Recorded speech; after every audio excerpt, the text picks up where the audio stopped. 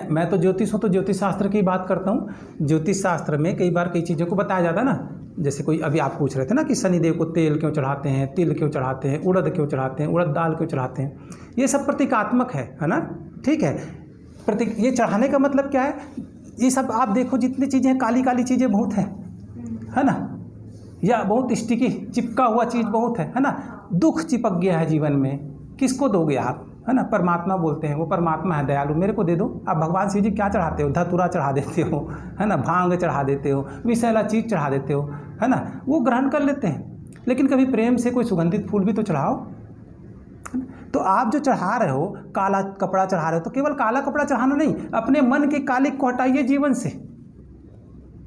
अपने कमरे में जो कालापन है, जो धुंधलापन है, रोशनी नहीं आ रही, उसको हटाइए। आप शनि से पीड़ित हैं यदि, तो आपके जीवन में अंधकार होगा ना, तकलीफ होगा, बहुत ज़्यादा दुख है, तभी तो उपाय बताते ना। शनिदेव कर्म फल लाते हैं, तो हम क्या बोलते हैं, शनिदेव के शरण में जाइए, उनको तेल चढ़ाइए, तिल चढ़ाइए, काला तिल चढ़ाइए, उड़द चढ़ाइए, कपड़ा चढ़ाइए, लोहे के कील चढ़ाइए। क्या है ये, आपका जीवन कांटों से भर गया है, आपके जीवन पूरा कालिक से भर गया है, कुछ दिखाई नहीं दे रहा है आपको। किनके शरण में जाना है, शनिदेव के शरण में जाना है। तो ये प्रतीकात्मक है बेटा, ये सब कुछ नहीं है। हम इसको सब कुछ मान के बैठे हैं। अपने जीवन को, अंधकार को दूर करना है। अंधेरे कमरे से निकलिए, उजाले की तरफ आइए, काले रंग का त्याग कीजिए, नकारात्मक बातों से दूर रहिए। ये प्रतीक है शनिदेव के पास चढ़ने का। देवता को तुम्हारे तेल तिल से क्या मतलब है, वो तो परमात्मा है ना। और भी एक ऋषि मुनि साधु सन्यासी कहानी बताए कि भाई भगवान को भोग लगाते हैं, है ना। भाई भगवान को भोग लगाने से क्या भगवान खाने के लिए आते हैं भोग को। ये मेरी अपनी कहानी नहीं, कोई सन्यासी ने सुनाया, मैं उसको शब्दशः नहीं बता पाऊंगा, वैसे बता रहा हूँ कि एक शिष्य जो है अपने गुरु से पूछता है कि भगवान को भोग क्यों लगाते हैं, क्या भगवान भोग को ग्रहण करते हैं। तो बोले बेटा भगवान को भोग की आवश्यकता नहीं है। जब आप लड्डू लेकर के या कोई फल फूल लेकर के मंदिर आप जाते हो, है ना, तो कोई पूछता है क्या लेकर जा रहे हो, तो लड्डू लेकर जा रहे हैं, है ना, फल फूल लेकर के जा रहे हैं, ठीक है। अब जब मंदिर में जाते हो हनुमान जी के या राम भगवान के मंदिर में, तो पंडित जी मंत्र जाप करके भगवान को भोग लगा देते हैं, अर्पित कर देते हैं, उसमें तुलसी दल डाल देते हैं और अर्पित करते हैं भगवान को, ठीक। वो अर्पित करने के बाद वो आपको वापस लौटाते हैं, तो क्या बन जाता है, प्रसाद बन जाता है। प्रसाद बनने के बाद क्या होता है, जब आप मंदिर से बाहर निकल के उसी चीज़ को लेकर के आ रहे हैं ना, वही लड्डू है, वही फल है, वही मिठाई, आप क्या बोलते हो, राम जी का प्रसाद है। ये क्या बताता है कि आपका अपना कुछ नहीं है, आपने अपने अहंकार को भगवान को चढ़ा दिया। इससे आपके अंदर में चित्त में शुद्धता आती है। हर भोजन करने से पहले थोड़ा सा कई लोग थाली से निकाल के क्यों चढ़ाते हैं, भगवान को भोग लगा देते हैं। मतलब ये प्रभु, ये भोजन मुझे आपकी कृपा से मिला है, ग्रेटिट्यूड का भाव है कि आप समर्पित हो जाइए भगवान। ये जो कुछ भी मिला है उसकी कृपा है, ये जीवन मिला, इतना सुंदर, इतना अच्छा परिवार मिला, हमको जितना मिला है ना बेटा, हम उसकी कदर नहीं करते, और जो नहीं है ना उसी की तलाश करते रहते हैं। यही है दुख। जो है उतने में तो खुश होना सीखो।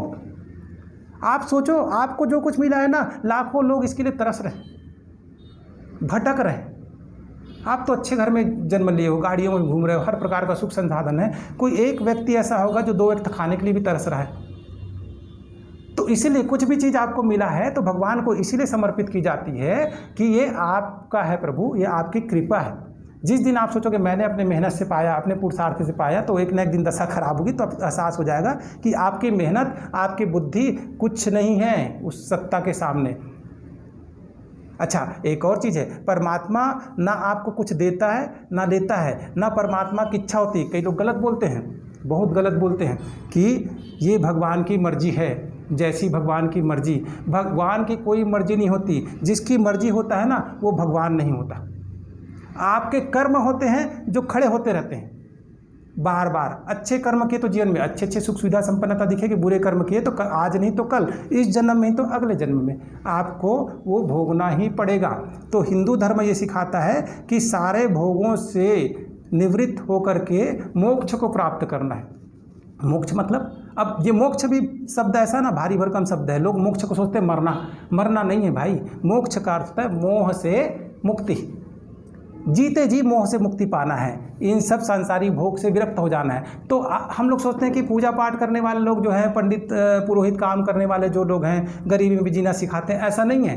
हमारा धर्म ये बताता है कि सुख, सौभाग्य और समृद्धि प्राप्त करो आप, और इतना पाओ कि आप बांट सको अपने कर्मों से।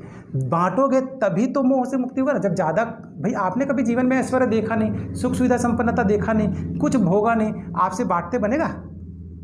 बांट कौन पाएगा? जो पाएगा। कितनी बड़ी वैज्ञानिकता है हिंदू धर्म की।